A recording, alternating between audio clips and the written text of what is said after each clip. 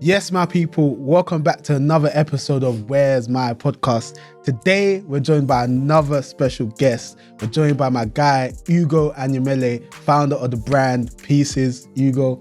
It's good, my brother. Bro, I'm so happy you made this happen. Yeah. Off camera, I was just saying to Ugo that I feel like this is like the quickest I've met someone and then they've come on the pod. Like, we did it quick. Like, Ugo was on it, we were on it, so we had to make it happen, innit? And yeah, Ugo, thanks for coming, my bro. Well, it's my it's love. Let's do this thing. Let's push this thing. Let's get some numbers in. Let's do it, bro. Let's do it. But you know what, Ugo? At the beginning of every episode, yeah, to start the episode, I basically just talk about why you, the guest, are in the chair, innit?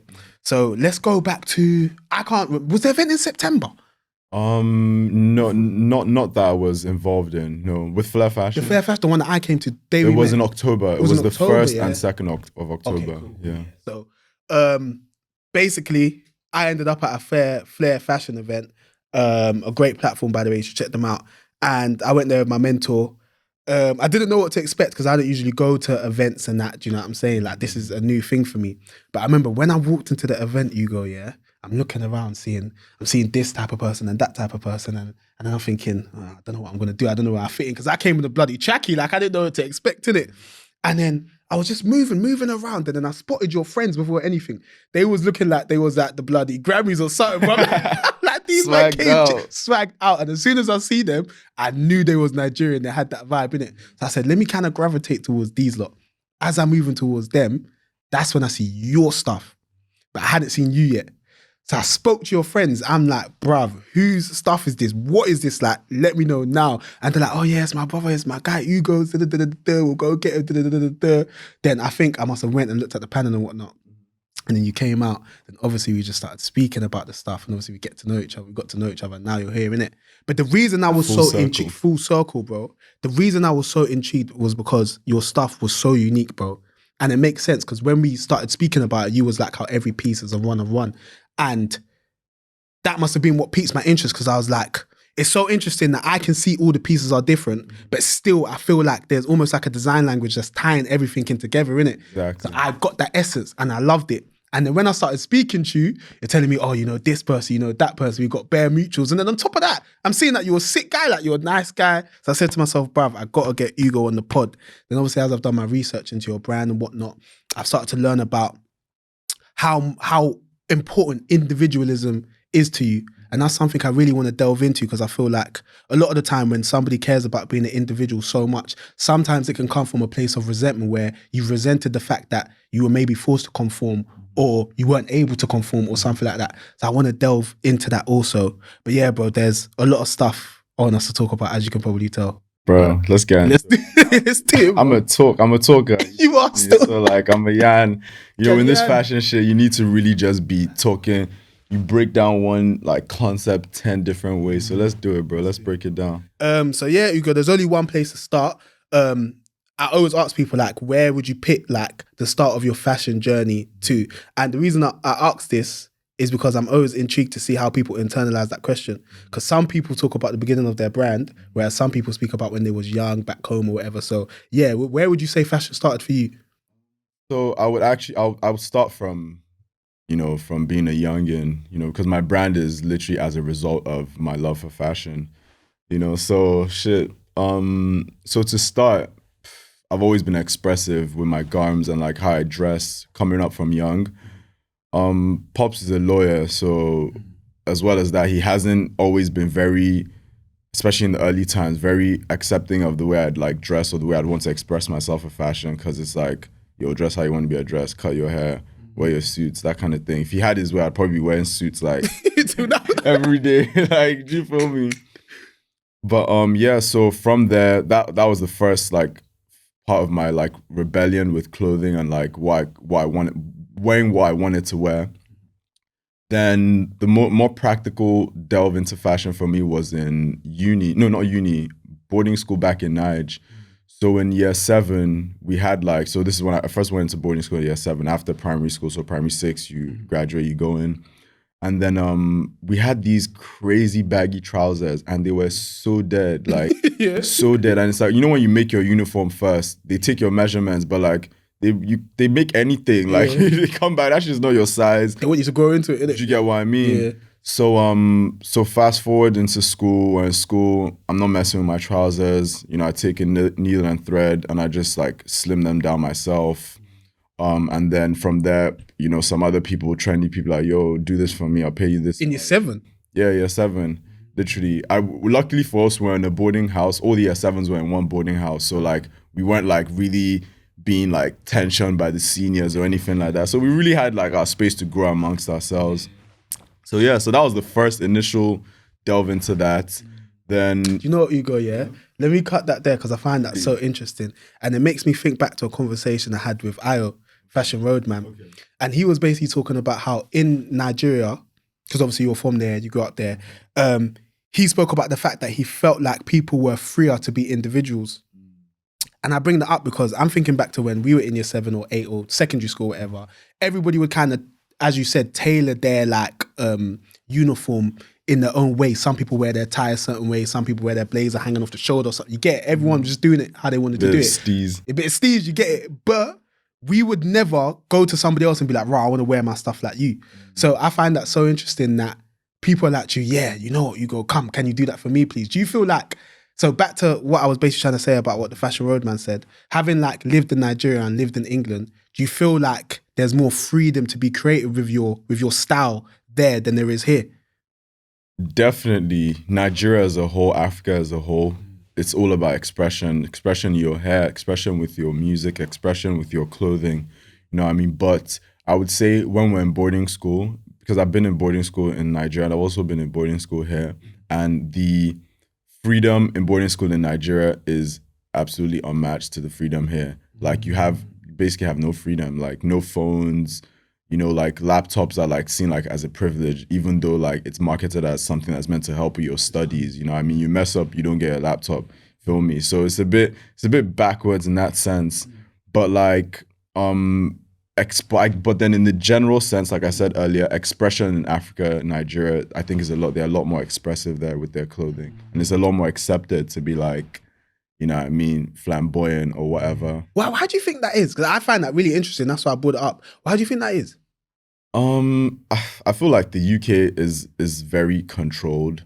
You know what I mean? It's very traditional, specifically, if we're talking about specifically Nigeria and the UK. So with that as well, the clothing as well is very controlled. If you notice, like when one brand, like let's say when we had we don't have them anymore, do we? It's on ASOS now, but yeah, the shops are gone, yeah. So if you notice, those firms or those companies all release the same stuff at the same time. ASOS or Zara releases something, Topman releases the exact same set of collections, Weekday releases the exact same set of collections, maybe in a different, you know what I mean? So it all seems very controlled. You know, there are not too many different brands that are also like generally accepted, I don't think.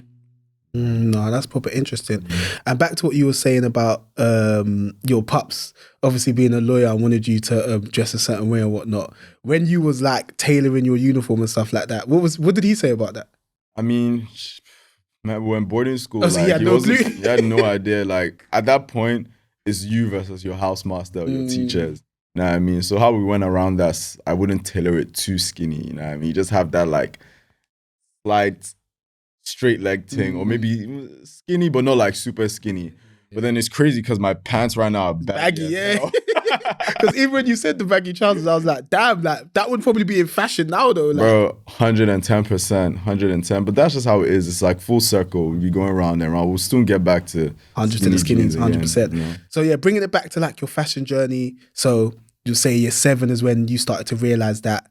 Do you know, how did you even know how to do that stuff?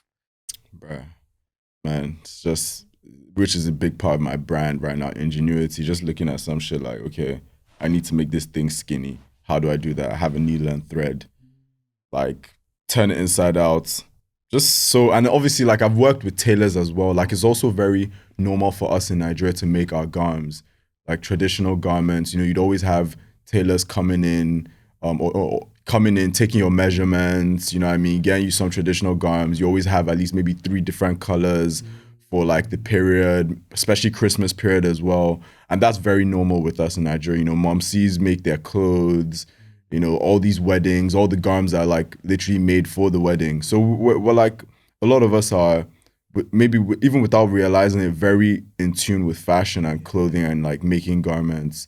So it's just like, just peddling from there and putting my own design language into it. Yeah. No, that's proper interesting. Because that's why I made that point about, bruv, I cannot imagine that happening in a British school. Because one, we just don't know how to do that stuff. Did you get it? So it's interesting that from a young age, you were into that stuff and then know how to do it. So then, yeah, so you're going boarding school. Did you continue like doing that throughout? Or like was there a point where it stopped or whatever and fashion kind of just went to the side? Like, talk me through it. So after that, like year 7 period, I mean, you get older, teachers are not disturbing you too much, so I started using like tailors back at home, like side tailors. We have like tailors called dwalas, if I'm pronouncing it correctly. So they literally just go around estates and they just like snap their thing, and then they don't take too much. Like, you know, you pay them a little money, they just do a stitch for you. Maybe you need to patch up some stuff, you know, that sort of thing. So they're readily available. So that's where I then moved to telling them, oh, maybe I'll come home for the holiday, take off 1 inch, half an inch from here, increase this one by like, you know what I mean? That's and you was doing it for other people, yeah? By that point, I wasn't doing it for other people anymore. I was only doing it for other people when we're kind of like in hostel, you know what I mean? We couldn't like step out. But by the time we started going home, people started catching on, you know, they'd start doing it themselves back at home, which happens. But like, it wasn't really a flourishing business for me. It was more like, yeah, sure, bring extra peas type thing. And just you being an individual as well at the end of the day. You get what I mean? So like when you were doing that, did people start to see you as, yo, like Ugo is a fashion guy? I mean, I would hope they would see me as a fashion guy before that, because like I was already like from New Boys. I remember New Boys. You remember You a Jerk? Oh yeah. Oh, I mentioned this as well. Yeah, sorry, God. Yeah, he said the same thing. He said when that came round, like that was the wave in Nigeria. Bruh, you can tell we're cut from the same cloth to a certain degree, you know. So it's like, so New Boys, skinny jeans, like school parties, Vans, Iron Maiden Vans, like from like primary 6, primary 5, and like very intentionally picking those garments, not just someone buying some shit from you, like going in and be like, yo, I want the Iron Maiden Vans, like, you know what I mean? So it's like I've been very intentional with like my choice of garms, and also being from living in Nigeria, I would only get chances to like cop garms when my parents travel or we travel, you know. So I always know this is what I want. This is the fit I'm trying to put together from time. You have to like, you kind of had to be specific about stuff. Do you get what I mean? Yeah. You know what I mean? So yeah, so I guess, yeah. So following up from that, I get to boarding school in England. Or, you know, actually throughout boarding school in Nigeria, obviously, always being fly. Come on. You know what I mean? Like, show out. Then get to boarding school in England.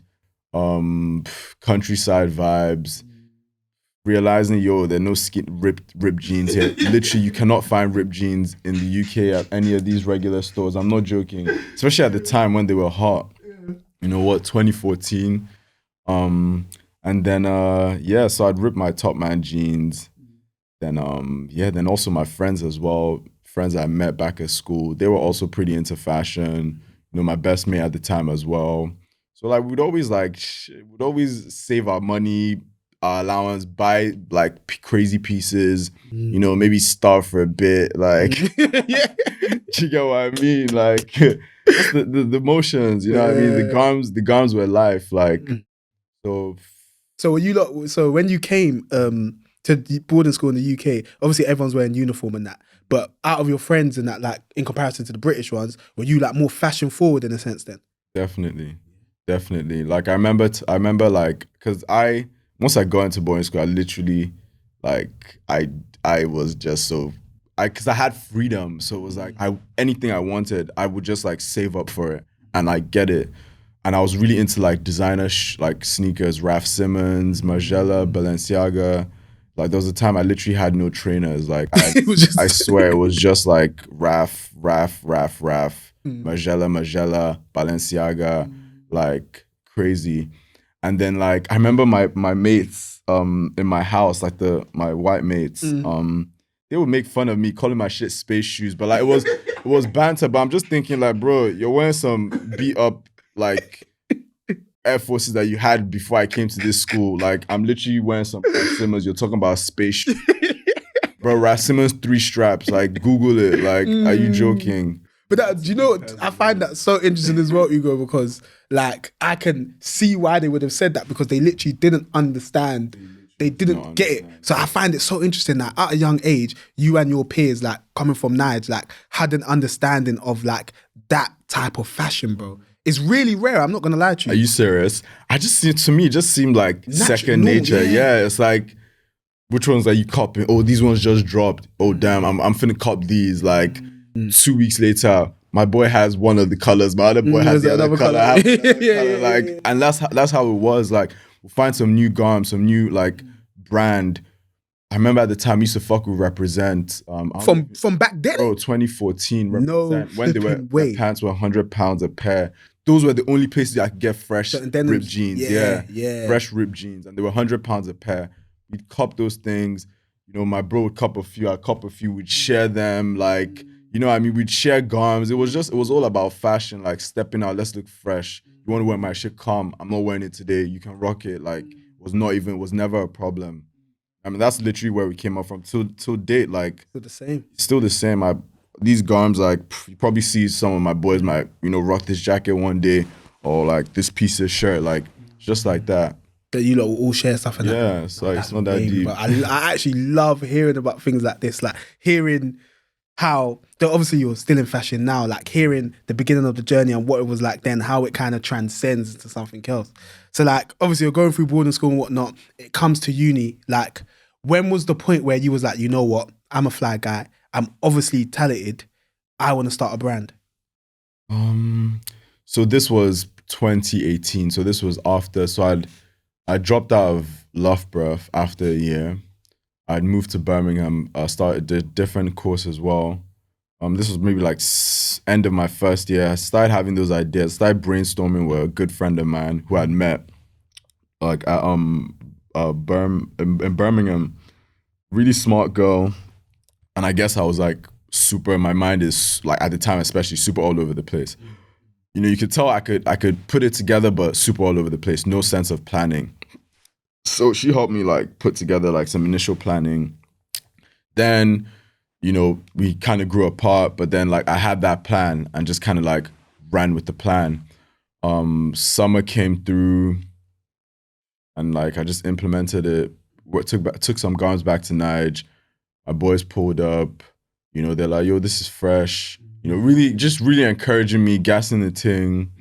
And then went back to Berms after the summer for, my second year. And then, bro, I just turned that shit up, turned my living room to a studio. And I was just making garms out of there, like between my bathroom, my washing machine, and my living studio. So obviously, so let's take it back to before the summer when you was coming up with the plan with your friend and whatnot. Like, why did you want to start a brand at that point? I want to start a brand. I at the time, like I was very known as, okay, yeah, Ugo is fly. Ugo is with the garms, with the drip type shit. So it's like, it was always, you know, people would always talk about, oh, you should start your own brand. Because there were other people that had brands at the time, people older than us as well. You know what I mean? So it was like, oh, you should start your own brand. It was always like a point of conversation. My boy as well and his mates, they already had Shakar Shades, a sunshades brand. Mm-hmm. And they were moving as a unit, and I was helping them with like, you know, conceptualizing shoots and all that type of stuff. And then, I just started my brand. We did my first shoot, which was a collaborative shoot between me and them. Mm-hmm. And then, so when you say that, was it the models wearing your clothes but wearing their shades? Yeah. I actually even modeled in that as well. Yeah, just the first time thing. And then, just kept going from there. Kept helping, because obviously we're all still close, like as like mates. So my closest boy in the group is Dan. So he is the one that's essentially, he's helping with my fashion shows as well, like co-creator, all that type of stuff. So just kept going from there, and now this is where we're at.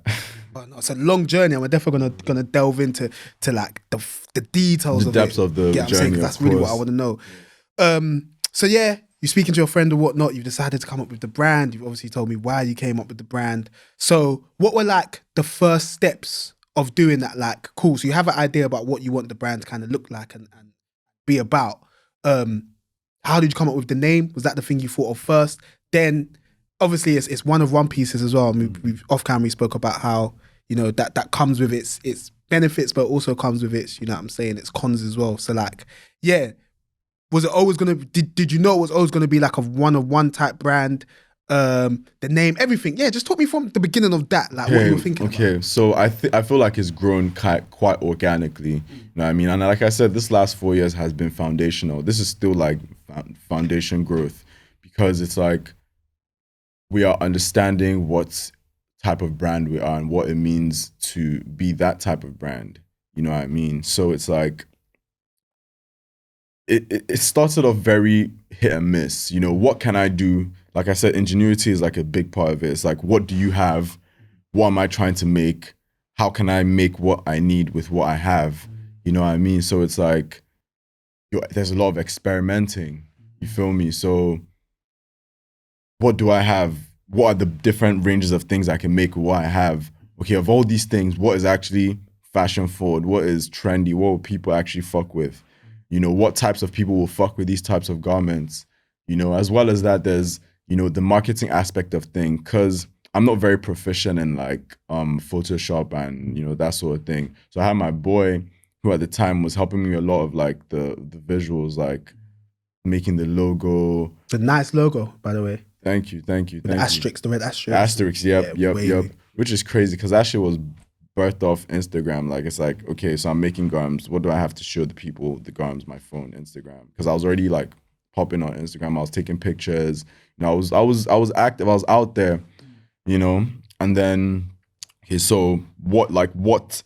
It was like, it's so crazy how organic it was, because it's like the foundations of it was the Instagram filters, the Instagram like text layovers. You know what I mean? The first logo we made was literally, I made some jeans, I painted on some jeans, took a picture on Instagram, I typed pieces with the asterisk, because I felt the asterisk was like with English, it's like even with text culture, it's like, oh, you made a mistake, you put an asterisk. Something is important, you put an asterisk. You know what I mean? It's like a tag, like, yeah, yo, check this, look twice on this shit. You know what I mean? And which was good with branding. People need to like relate to your brand and just it just needs to be in their face. You know what I mean? With your designs, with your fucking whatever, really. You know, so took a picture of that, airdropped it to him. He went on Photoshop, cut out the writing with the paint thing as part of it, merged it as one thing, and that became the logo, you know, for a very long time.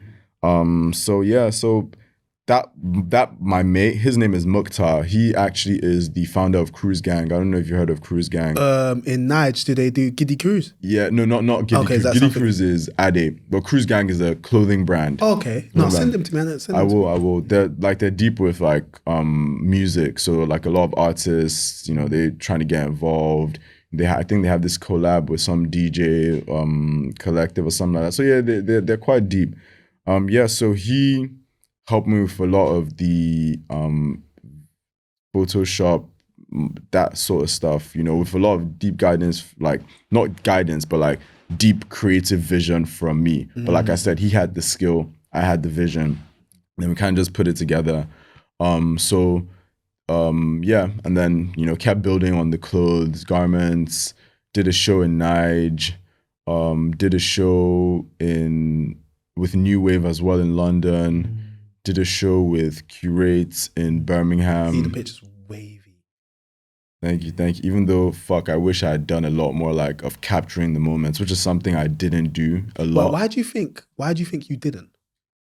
I was just too focused on making the garms, bro. Like, bro, I remember the show in London with New Wave. I remember my friends putting up on me, asking me if I was okay, if like, are you okay? Like, I looked so stressed because there was just too much. Because we casted the models. Most of the models were like friends of mine, you know, paid for trains for some of them to come in, housed some of them, like, you know what I mean? Like got taxis to take them from here to there, you know, that sort of thing. Like we had to pattern everything. I mean, so there were a lot of things I missed out on, you know what I mean? So this time around, I'm not making that mistake again. You know, I'm capturing things. Taking a moment, you know what I mean? It's important. It's really important to reflect on what you're achieving. You know what I'm saying? And pictures and, you know, being in the moment is the best way of doing that, really. Do you know what, Ugo? As you're saying all this stuff, I'm just thinking to myself, how on earth were you able to balance this with your studies? Because you said you study finance. That's not easy. No course is easy, but that is a time-consuming course. So how have you been able to do that then? I guess because I was already doing that back at Birmingham for undergrad. I studied international business and economics, which is also quite just as not as tedious, but still tedious nonetheless. You know, so for 2 years I'd already balanced it. Like I said, I started at the end of first year. So from the whole of second year, whole of third year, I was, you know, running pieces as well as studying. And even more so, like at the time I was probably putting more effort into pieces than my studies. You know what I mean? But like, thank God, you know, I have something up here. You know what I mean? Like, that's all I can say. Thank God. Because honestly, I'm not the most like studious person, but I get my shit done. You know what I mean? Like back at boarding school, not back in Nigeria, like honor roll, best in physics, like best final year grade, like top of my class type shit. You know what I mean? So it's like I kind of came in, took a step off of that, put a bit more of effort into my clothing, kind of lost a bit of that like top game at my, but you had to sacrifice it. And it was worth it, you know what I mean? Because at the end of the day, like, that's not what I was about, you know what I mean? So even though it's important, I think school is important. Like if you look at my jacket, it says, let's go to school. Education in anything is important, even in fashion as well. So 100%, I agree with that. And you know what, Ugo, throughout this conversation, I feel like one of the themes that's been coming up is like the idea of personal branding, because you were kind of known as a fly guy. Do you know what I'm saying? You were able to, you did certain things within fashion even before you kind of had a brand. When you kind of started the brand in Birmingham, did that have like a big effect on how quickly the brand was growing and like the community it was building? So yeah, it did, bro. Like meeting like when I was in Birms, it really kind of like took off more than I even realized at the time. Like I was almost like in my own bubble, and like everyone else seemed to like be in awe about what I was doing. You know what I mean? And I would probably say it's because of the people I met. You know, Mukhtar, big like driver and like in my growth and all of that. He linked me up with Psychoyp, who at the time was studying his wife for his master's in Manchester. So we pulled up on him, did a shoot, you know what I mean? And then we just became, you know, like tight. He fucked in my jeans, you know, gifted him some pants. He went back to Nige. He did a few shows because he's popping, like, and he's been popping. You know what I mean? So we did a few shows. We shot videos in the Garms. You know, the people around me were just pushing it. Like they just fucked with it. They saw like what it was about. Like I'd make jeans. They would always like, you know, tell their friends, you know, repost my shit. You know, and I think that's how come a lot of opportunities have presented themselves, you know, for me. So like, I'm just always grateful to them, and I'm always like ready to, you know, when the ball is passed to me, ready to like score, you know what I mean? Ready to make it happen. Like this situation, you know, the opportunity presented itself and it's like, fuck it, let's get it together. Like, you know what I mean? You need that mentality still. Do you know what, Ugo? As you were talking about that, people pushing the brand like for you and with you kind of thing, yeah? Of course, I know part of it would have been because they fuck with you as a person and whatnot, but more so because they flex with the brand, the way it looks and the aesthetic. And bringing it back to how I felt when I first saw your stuff, I was just like, bruv, like, what is this? Like, in a good way, like, this is mad to me. Like, this is so wavy. I've never seen anything like this. Like, what do you think it is about your brand that gives people that effect? I think it's the creativity of it all, because with fashion is very saturated, but like 80% of it is just like regular shit, you know what I mean? Like there is no like people are not breaking down the thing that make that thing fashion and adding like their flair in each component of the foundational building blocks without me sounding too like Too verbose. long. Yeah. Like, and that's just how I do things. Like, I figured things out. Like,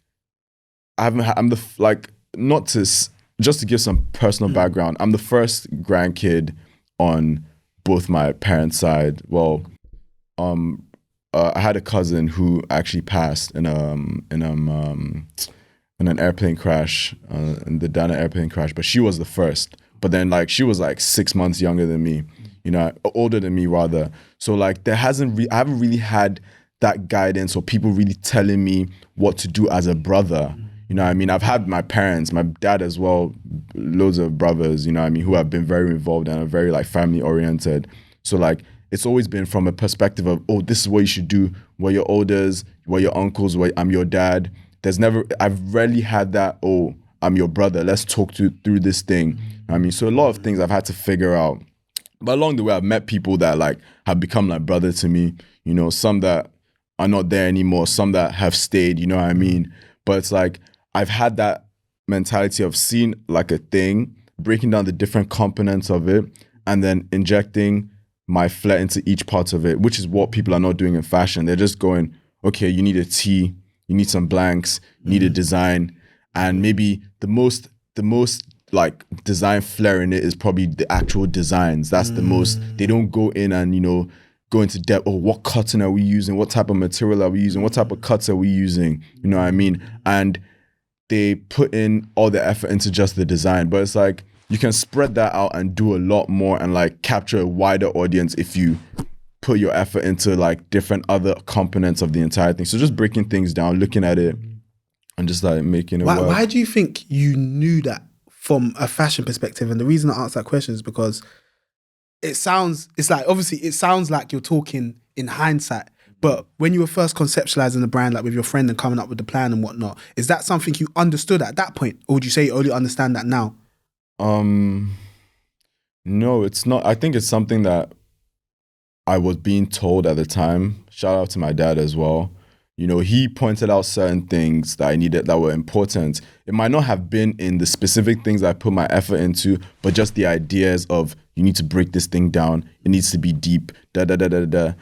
He expressed that in other aspects of the branding, but then just the concept, I took that and like kind of put it in. But then aside that, like with my, how'd I put it, with my disciplines, educational disciplines, like physics, for instance, which I told you I was the best in back at school, I already had that mind of breaking down concepts. Physics is about, they talk about an action, something that's happened, and you need to break down the different elements of it and do your calculations or whatever, know exactly what's happening in the different parts of that process, and then like making your calculations and coming up with whatever formulas you need to do and whatnot.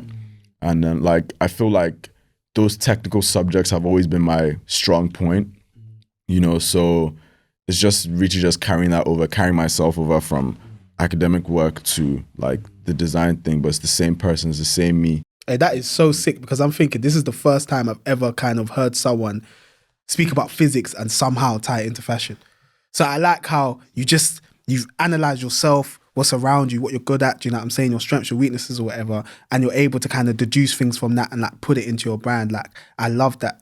And speaking of your brand as well, yeah, as you were talking, you remember at the beginning of the conversation when I was like, I want to understand why individuality is so important to you. Whilst you were just speaking, you mentioned about how you haven't had someone by your side, you've always had somebody above you. So like a mum or a dad who kind of, when I say speak down to you, I don't mean in a bad way. I mean, they tell you what to do rather than somebody you can have like a discussion with. Do you get what I'm saying? Mm-hmm. Would you say that's why individualism is so important to you, because you want people to feel free and like being themselves, if that makes sense?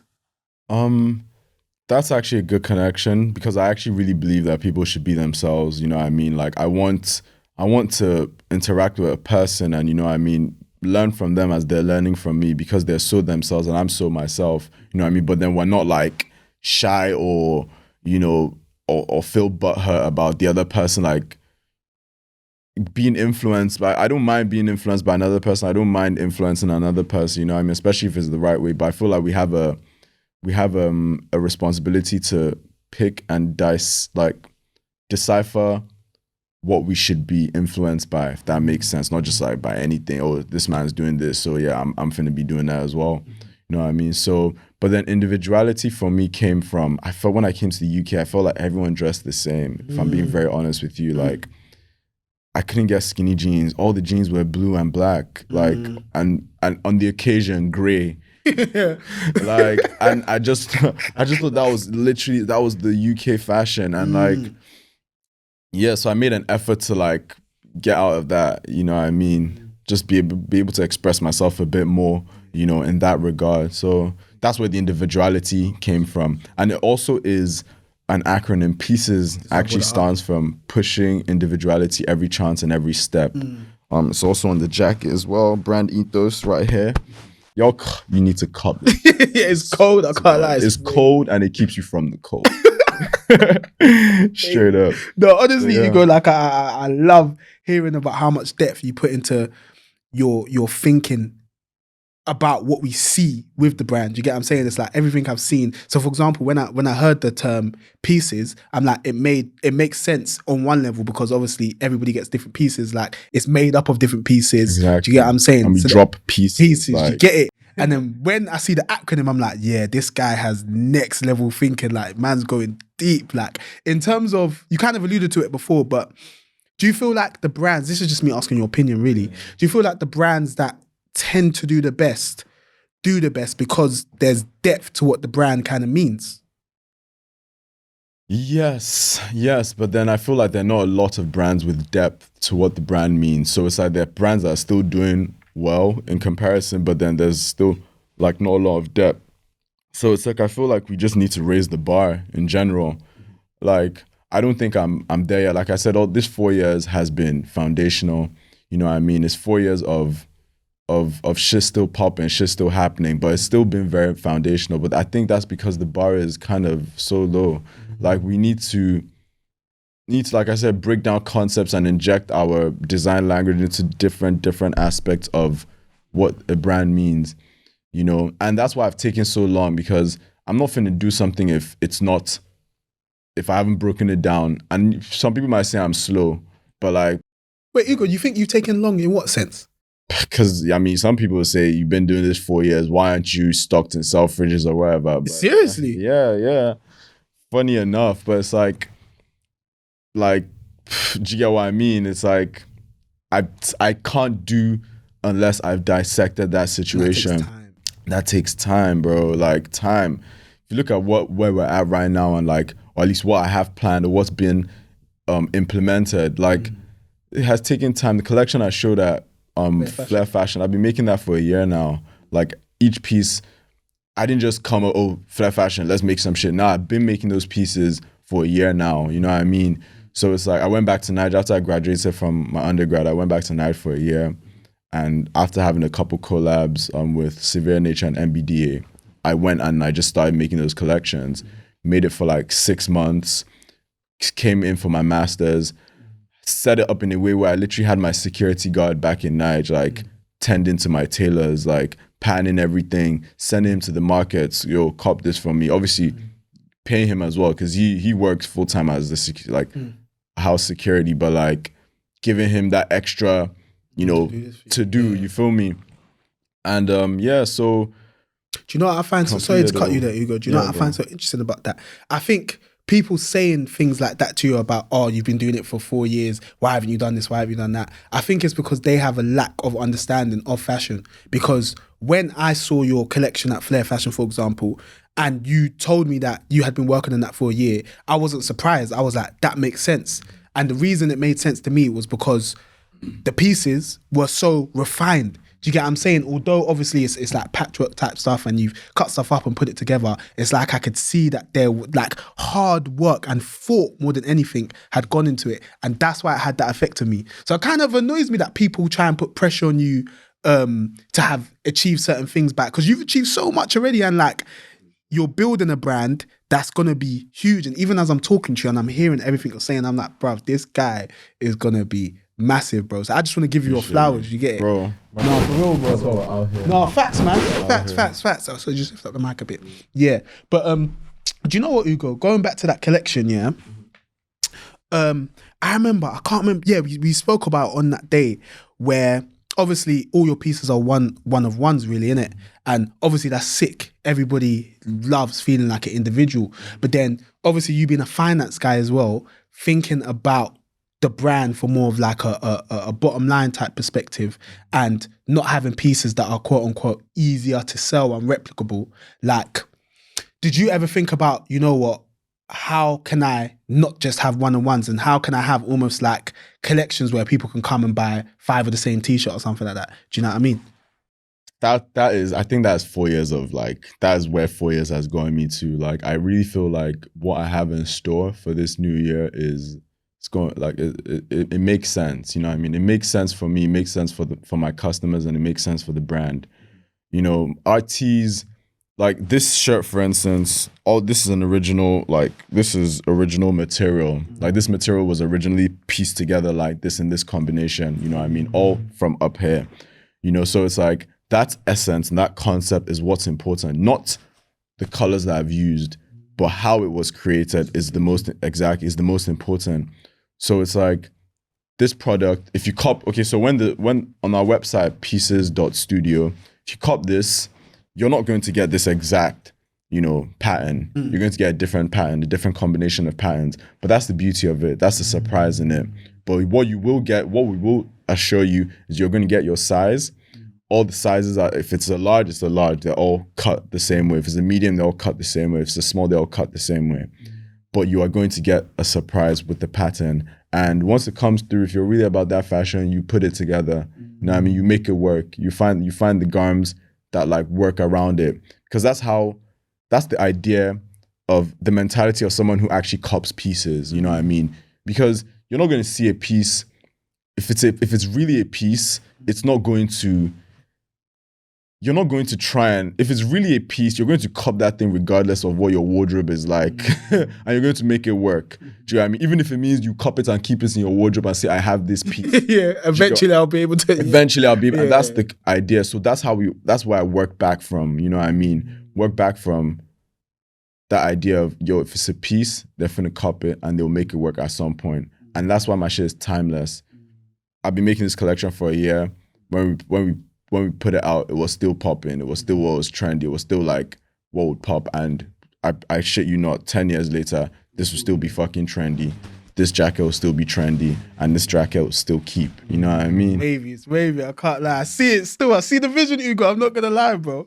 And I remember on that day, I think I mentioned something to you where I was like, in fact, I noticed like a motif of a smiley face. Yep. And I don't know if you're doing that on purpose so that even when people have their individual pieces, there's going to be something uniform that kind of ties everything in together. Do you feel like, is that the reason for the smiley face? And do you feel like that is important for brands to have? Yeah, that is one of the reasons for the smiley face. The smiley face is just one of our prints. You know, we have the smiley face, we have the, you know, the pieces in the army print, we have the asterisks, you know, those are all just ways to bring, because our minds are very like, in this current age as well, the internet things get us going, you know what I mean? We see those smileys on the internet so often. You know, a lot of brands have incorporated the smileys into their, you know, branding. It's a general thing. It's not something anyone can copyright and say, oh, I own the smiley, you know what I mean? So it's just a matter of letting them know, yo, we're from this time as well. You know, we're not from, even though our shit might be timeless and it looks like it was made, like it was something Vivienne Westwood dropped 10 years ago. No, it's not. It's current. You know what I mean? And you know that by the kind of like pictography you've used, which express the current internet times that we're in. You know what I mean? Again, you know how I made the point about how you got another level of thinking, yeah? When I saw it, I just thought you just need the brand to have visual signifiers so that people know it's pieces. So I didn't even know that this is like, that's like another layer to the thinking. So that's just mad interesting, bro. I can't lie to you, bro. Like, it's sick. I can't lie. I love when people appreciate it. Bro, like, I'm enjoying this conversation a lot because I'm learning so much, bro. Like, and yeah. But do you know what, Ugo? Obviously, you've been doing this for 4 years now. And in comparison to a lot of the other designers I've spoken to as well, like, I haven't necessarily spoken to a designer that's like doing one-of-one type pieces for every customer. Do you get what I'm saying? So, like, I'm intrigued to hear about what's like been the biggest challenges of that? And what things would you say you've the most important things you've learned throughout this journey so far? Crazy that I have the answer to that. So at the time I used to make the pieces myself, and I used to be very selective about who I made the pieces for, because at the end of the day it was my effort and my energy. You know what I mean? I didn't want to be making pieces for anyone who wasn't going to wear it, or who was going to see and just be, because a lot of people see and they're intimidated by, I don't know how I'm going to wear this. This is not my style. And that's okay, absolutely fine. So I don't want to make for y'all. You know what I mean? So at the time I was not, I needed to find a way to still cater to people, because I was losing on demand. I can't just make for the people I want to. That's not sustainable. You know what I mean? And I was losing demand off of that. So I've now come to this point where I realized what was important was that I needed to, how would I put it? I needed to be able to create without losing so much energy. You know what I mean? Without having to really calculate, do I really want to make for this person? Do I have energy? Like, can I create this specific design right now? So it kind of moved to a thing. And that's why we've come to this part of the replicability. Replicability is very important. I can make those garments without me having to put my energy into it, because that's important. So I can then focus on other things. So I think that's been one of the most important aspects of things, being able to, because some people might delegate, they might get another designer, you know what I mean, to be designing whilst they focus on the, the runnings and stuff. But I just felt I still want to design, but I feel like I can also run things. So I needed to free up a bit of my time to be able to do that. But, I come to a point where I still think it's important that people see me making these garments, at least the ones that are made by hand by me. It's very important for my personal brand, and also people buying into it. They can, oh shit, yeah, did you see the video when they were making it? Yo, do you see what those pants look like before? He put it all together. Shit, completely changed it. Damn, do you get what I mean? They can really at that point appreciate what the fuck is going on. And I feel like that's the next step for me. Once the website drops, you're gonna see a lot of videos, content. Yeah. Well, why do you think that is so important though? Why do I think it's so important? I guess it's part of the story. People love a good story, you know what I mean? And it's just, aside that, there won't be any story. You're just like, oh, these are the garments. Came from one factory in China. You know what I mean? No story. So it's better to have a bit of a story than no story at all. So I think that's the idea of it. And that's why I'm very excited about your the creative wing of your podcasting, because that is where you'll be able to show the creative story, the creative journey. Even as we're having this conversation, I'm thinking about how brazy it would be, for example, talking about this jacket. Because obviously before we sat down, you're telling me this image means this, and this image means this, and this is that. So I'm like, might as well touch everything. So I'm like, so when we actually do it, Rash, we got to do that soon, 100. Do you know, Ugo, yeah? Obviously we've spoken a lot and I've learned a lot, so I'm gonna start rounding off. What does the future for Pieces look like? Future is more garments, more availability of garments for people, whilst also maintaining quality, access, so new website coming, ship all around, worldwide shipping, the option of you can actually, on our new website, you can actually customize this jacket yourself. Could you choose different patches? Yep, you can choose your own different patches, even though it would essentially be more or less the same positioning, but you can decide what exactly you want on it, what you want it to say, and it's all going to be seamlessly done on the platform, on the website. So it's not going to be a back and forth as it usually was before. It's put it on there, upload your pictures, the program renders it, you see what the jacket looks like, 360 view, all of that, and then you cop it. But alternatively, you can also cop the pre-made, this is the standard, this is going to be the standard. I have this, and there's a snow camo one as well. I wish I'd been able to get that before the podcast, but maybe on the next thing we do, we'll probably be able to see it. But those are going to be the two standards, and I shit you not, these jackets will last you 20 years and up. I'm not even joking. Promise, yeah? I'm not joking. This jacket is going to last. Like, you will wear it, you pass it down to your kid even. I'm not even showing you. Vintage piece. Like. Bro, do you get what I mean? Like, we can get the quality after this. Like, it's tight. It's tight. I'm very, very proud of it. Yeah, no, you should be, man. Because look at it. Sorry to cut you off. I just have to say it's inspired by the 2001 Raf Simons Riot Bomber jacket. You know, we all know Raf Simons. We love Raf Simons. I literally talked about having a bunch of their shoes in boarding school. So it's like, I fucking love timeless fashion. I love the brands that are making this thing what it is, foundational players of this fashion shit, and Raf Simons is one of them. Yeah. Hey, do you know, Ugo, the way God works is amazing.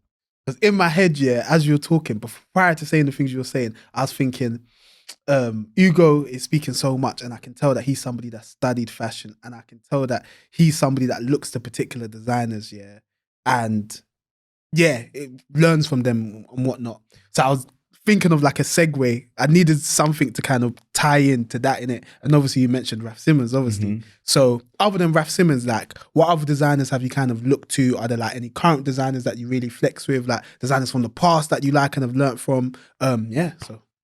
I mean, shit, Raf Simons, Margiela, Rick Owens. Like those are brands that the brands are tough and the people are also like very much in the limelight. We know them. These are all like big designers, but they're also brands that like I said, represent as well. Represent, I know they're done by two brothers. George Heaton. Yep. So that's also fresh as fuck.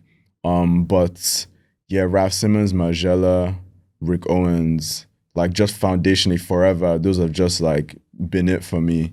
You know what I mean? Like since as far as I could cop those garms. I mean, I fuck with Demna as well. You know what I mean? It's sad the whole Balenciaga like ordeal. It's fucked up more than sad, but also sad because there are also people in there that are good people and like have put their efforts into it, and you know. But yeah, it's mad. Those are. So, are you hoping to get to the point where like Ugo, like yourself, rather than just Pieces, will almost become like a household name to a certain degree, or would you always want Pieces to be like the brand, if that makes sense? Initially, I put my brand first, even though I had my personal brand before I had my clothing brand. But now I need them both to pop. Like I need Ugo to pop, I need Pieces to pop as well. Feel me? So the plan is for both to become household names, like, you know. Because at the end of the day, if I can become a household name, then I can bring other people on. My brand becomes a household name, my brand can bring other brands on. Facts. Literally, you know? It's like just who you're associated with, sorry. Do you know what, Ugo? You know our podcast is obviously about just trying to inspire and educate, inform the next generation of like fashion talent and whatnot. And you mentioned wanting to make Ugo a household name. Like, what sort of things do you think kind of go into that? Being part of the story, you know, like making, like, for instance, this is a specific plan for me without giving away too much. Because I need y'all to see me making these clothes, because some of the pieces out there, fire, like some of the shit that isn't even like marketed on the pages or whatever. Because like I said, I was making shit as orders were coming through. So there's a lot of shit out there that like you gauge it after and you're like, damn, you know what I mean? So it's like, I need them to know that, yo, this is not no fake shit. I really be down on my knees ripping those pants with this steak knife. You know what I mean? Which is a lot of what I did. Like I remember Mukhtar used to literally like, I'll dip. So I'll be chilling in like Mukhtar's crib, the cruise gang guy. We white people all chilling. I'll be like, yo, I need to dip. I need to go like make some. I just need to dip to do whatever. Mukhtar will be like, guy was gonna tear juice. Do you get what I mean? Like just, but that's really what it was. Like I was really down on my knees, like ripping this shit. You know, so it's so now have you got a team now then basically that helps you do stuff? Yeah, I do. Like team back in Nige, team here as well. You know, my friends, they're all part of my team. You know what I mean? Wherever we can help each other out, make it work, we finna do it. You know what, Ugo? Again, like this conversation's kind of gone on a journey. It's like, I love how there's kind of constant themes that are kind of running throughout the conversation. Like speaking about your friends helping you and teamwork and stuff. It's the same way that when you were younger and you and your friends would buy the different garms that you liked and you're all sharing stuff. Like it's amazing to see how that sort of fundamental element of who you are and the people around you has helped you with the brand you have today. Do you know what I mean? I find stuff like that so interesting. That's just life, bro. No, that's how it should be, man. But you'll be surprised that Ugo, a lot of people don't really want to help or share. Do you get what I'm saying? And speaking of helping and sharing, again, you know, we want to help the listeners, like the ones that have brands. We want them to hear the sort of things that can go into helping them build one. Last time we had a guest here, my brother Dolo, I literally gave him like 5-10 minutes to say all the things he thinks would help like brands and whatnot. Another brand coming up. Yeah, so like, what would you say are the most important things for like up and coming designers and whatnot to know?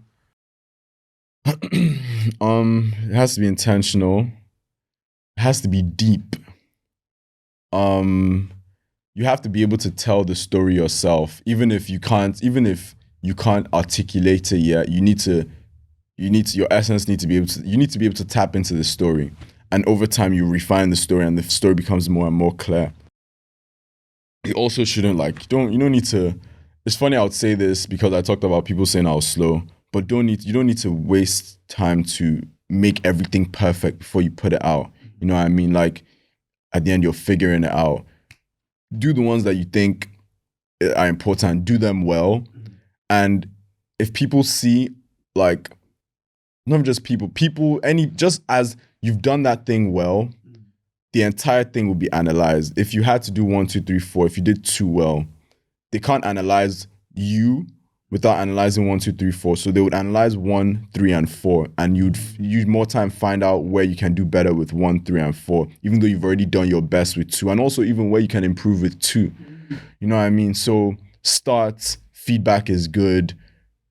Have a strong heart to take constructive criticism. Don't catch feelings unnecessarily. Like, don't be insecure, because at the end of the day, like, everyone's insecure, but at the end of the day, you're trying to build, you're trying to go somewhere. Like, hear people out.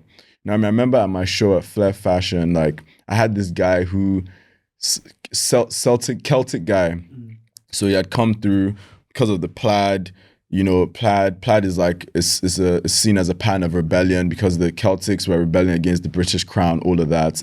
But when I explained it, I didn't explain it properly. And at the time I was giving just a breakdown of my collection to a bunch of people.